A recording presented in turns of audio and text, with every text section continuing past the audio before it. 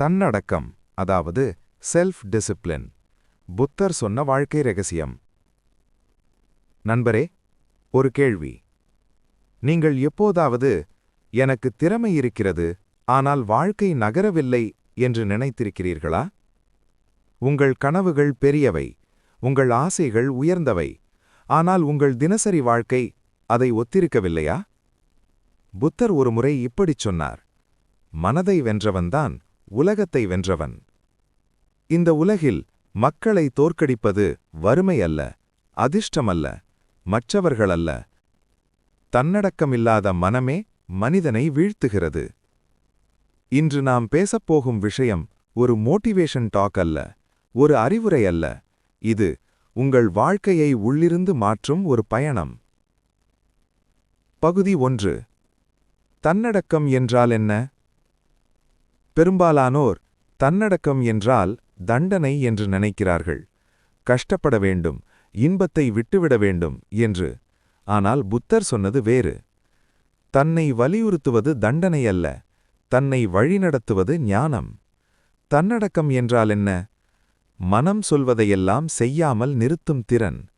இப்போது வேண்டாம் என்று சொல்லி எதிர்காலத்துக்கு ஆம் சொல்லும் துணிவு. சோம்பேறித்தனத்திற்கு அடிமையாகாமல் நோக்கத்திற்கு அடிமையாக இருப்பது. இதுதான் செல்ஃப் டிசிப்ளின். ஒரு சிறிய உதாரணம். 2 மாணவர்கள். இருவருக்கும் ஒரே புத்தகம், ஒரே நேரம், ஒரே திறமை. ஒருவன் சொல்கிறான், இன்றைக்கு மனசில்லை, நாளைக்கு படிப்போம். மற்றவன் சொல்கிறான், மனம் இல்லை என்றாலும் 10 நிமிடம் படிப்போம். 1 வருடத்திற்குப் பிறகு யார் முன்னே? புத்திசாலித்தனமில்லை, அதிர்ஷ்டமில்லை, தன்னடக்கமே வெற்றி. பகுதி 2. ஏன் தன்னடக்கம் அவசியம்? புத்தர் ஒருமுறை ஒரு சீடனிடம் கேட்டார், உனக்கு சுதந்திரம் வேண்டுமா? சீடன் சொன்னான், ஆமாம் குருவே. புத்தர் சொன்னார், அப்படியானால் ஒழுக்கத்தை ஏற்றுக்கொள். 1. தன்னடக்கம் என்பது தொடர்ச்சி. வெற்றி ஒரு பெரிய செயலில் இல்லை, தினமும் சலிப்போடு மனம் இல்லாத நாளிலும் செய்யும் சிறிய செயல்களில்தான். பல் துலக்குவது போல. ஒரு நாள் துலக்கினால் பல் நன்றாக இருக்காது, தினமும் செய்தால்தான் ஆரோக்கியம். வாழ்க்கையும் அப்படித்தான். 2. தன்னடக்கம் என்பது உண்மையான சுதந்திரம். மக்கள் நினைக்கிறார்கள், டிசிப்ளின் இருந்தால் ஃப்ரீடம் போயிடும். உண்மை என்ன? இன்று பணத்தில் ஒழுக்கமில்லையா, நாளை கடன் அடிமை. இன்று உடலுக்கு ஒழுக்கமில்லையா, நாளை நோய் அடிமை. ஒழுக்கமில்லாத வாழ்க்கை அடிமைத்தனம், ஒழுக்கம் உள்ள வாழ்க்கை சுதந்திரம். 3. தன்னடக்கம் என்பது குணநலன். நீங்கள் உங்களுக்கே ஒரு வாக்குறுதி கொடுக்கிறீர்கள். நாளை 6 மணிக்கு எழுவேன், இன்று படிப்பேன், இன்று செலவு கட்டுப்படுத்துவேன். அதை நிறைவேற்றினால் உங்களுக்கே உங்கள் மீது நம்பிக்கை வரும். அந்த நம்பிக்கை நான் உலகம் மதிக்கும் குணம். 4. தள்ளிப்போடுதலை வெல்லும் சக்தி. மோட்டிவேஷன் ஒரு உணர்வு, டிசிப்ளின் ஒரு பழக்கம். மோட்டிவேஷன் போகும், டிசிப்ளின் நிற்கும். மனம் ஓய்வெடுக்க விரும்பும், ஒழுக்கம் வழிகாட்டும். பகுதி 3. தன்னடக்கத்தின் கதைகள். மலையுச்சியில் கதை. 1. த ராக். உலகின் மிக பிஸியான நடிகர். ஆனால் காலை 4 மணிக்கு ஜிம். ஏன்? மனம் இல்லை என்றாலும் உடல் எழ வேண்டும் என்று பழக்கியிருக்கிறார். அதனால்தான் அவர் வாழ்க்கையும் உடலும் ஒரே போல வலிமை. கதை 2. Thomas Edison. 1000 தோல்வி, 2000 தோல்வி, 3000 தோல்வி. உலகம் சொன்னது, நீ தோற்றவன். அவர் சொன்னார், இது தோல்வி அல்ல, வேலை செய்யாத 999 வழிகள். தன்னடக்கம் இல்லை என்றால் 100வது முயற்சியிலேயே மனிதன் நின்று போயிருப்பான். புத்தகம் 3. ஒரு சாதாரண மாணவன். ஒரு நாளுக்கு 1 மணி நேரம், 365 நாட்கள், 365 மணி நேர அறிவு.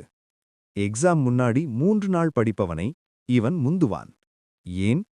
தன்னடக்கம். பகுதி 4. அறிவியல் என்ன சொல்கிறது? உளவியல் அறிஞர்கள் சொல்கிறார்கள், ஐக்யூ விட, டேலண்டை விட செல்ஃப் டிசிப்ளின் தான் சக்சஸுக்கு பெரிய காரணம். மனம் ஒரு தசை போல. ஒவ்வொரு முறையும் ஃபோன் பார்க்காமல் வேலை செய்தால் தசை வலிமை. ஒவ்வொரு முறையும் ஜங்க் ஃபுட் தவிர்த்தால் தசை வலிமை. பயிற்சி வலிமை. பகுதி 5. தன்னடக்கம் உருவாக்குவது எப்படி? 1. சிறியதாகத் தொடங்கு. புத்தர் சொன்னார், ஒரு மலை மணற்துகள்களால் தான் உருவாகிறது. 10 நிமிடம் ஒரு பழக்கம் போதும். 2. ஆசைகளை அகற்று. டிசிப்ளின் என்பது ஆசையை எதிர்ப்பதல்ல, ஆசை வராத மாதிரி சூழலை மாற்றுவது. ஃபோன் அருகில் இருந்தால் மனம் அடிமை. 3. ருட்டீன் உருவாக்கு. மனம் பழக்கத்தை விரும்பும். 7. தண்ணீர், உடற்பயிற்சி, மௌனம், வேலை.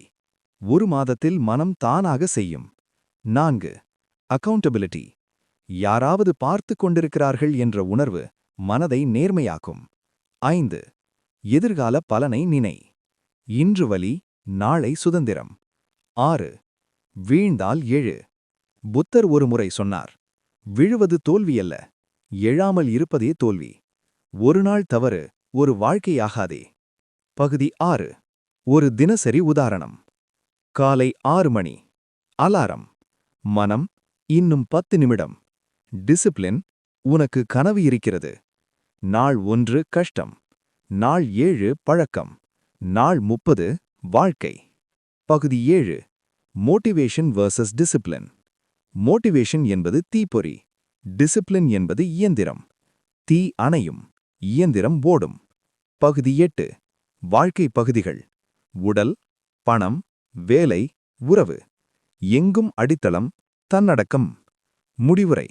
நண்பரே, தன்னடக்கம் பிறப்பில் வராது, பயிற்சியில் வரும். ஒரு கேள்வி. 1 வருடம் தன்னடக்கம் இருந்தால் உங்கள் வாழ்க்கை எங்கே? இல்லை என்றால் என்ன? புத்தர் சொன்னார், நீதான் உன் பாதை. இன்றே ஒரு சிறிய ஒழுக்கத்தை தொடங்கு. அதுவே உன் கனவுக்கும் உண்மைக்கும் இடையிலான பாலம். இந்த வீடியோ உங்கள் மனதை அமைதியாக உலுக்கியிருந்தால் லைக் செய்யுங்கள், ஷேர் செய்யுங்கள், சப்ஸ்கிரைப் செய்யுங்கள். ஞானத்தை தேர்ந்தெடுக்குங்கள், தன்னடக்கத்தை வாழுங்கள்.